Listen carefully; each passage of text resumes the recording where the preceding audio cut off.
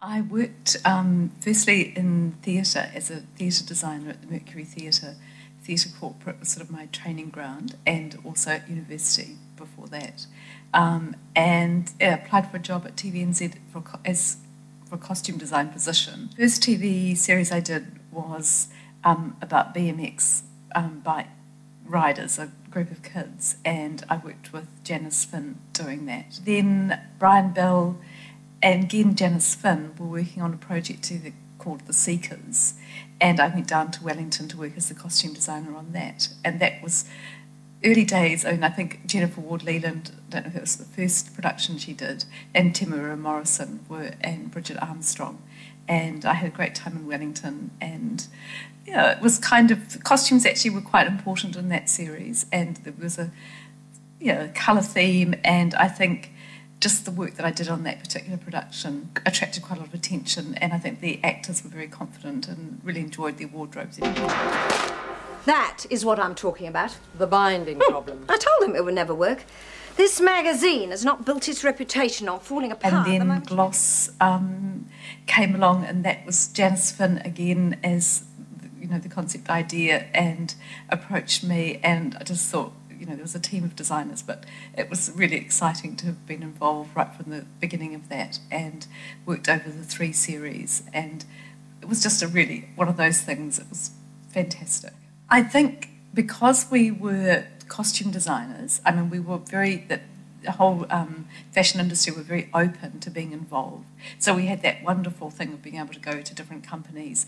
We were able to borrow things for different characters, and nobody saw you as a threat, so that was great. So it really gave me an introduction to lots of people that I know, work now with. And the scope, because we had the wardrobe department, we had cutters and pattern makers there, the great team of sewers, we were able to create things for the characters. And, we had it was one of those opportunities. I mean, we know now it's a much, much harder thing, and really just the scope of the wardrobe department doesn't even exist anymore, except for perhaps film projects. So we didn't probably appreciate kind of how special to be able to do that and to create the things that we did. And I mean, the millinery, the hats, and it was really like the time of the 80s, the power dressing, and really, I mean, I look, when I see the photographs, I think, how on earth it was so over the top.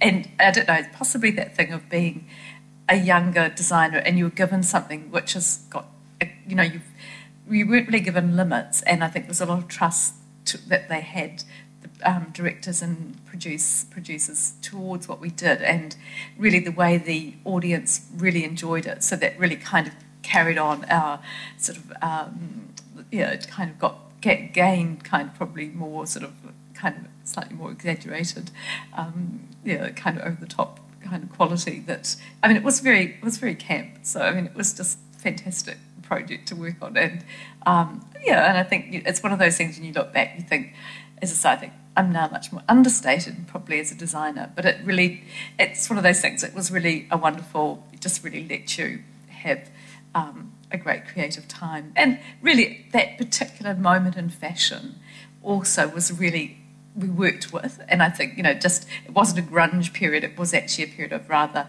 the shoulder pads, prints, the sort of Versace, and I suppose like the Joan Collins kind of Dynasty series, that some of those American programs that had we'd watch. So it was just that the right time.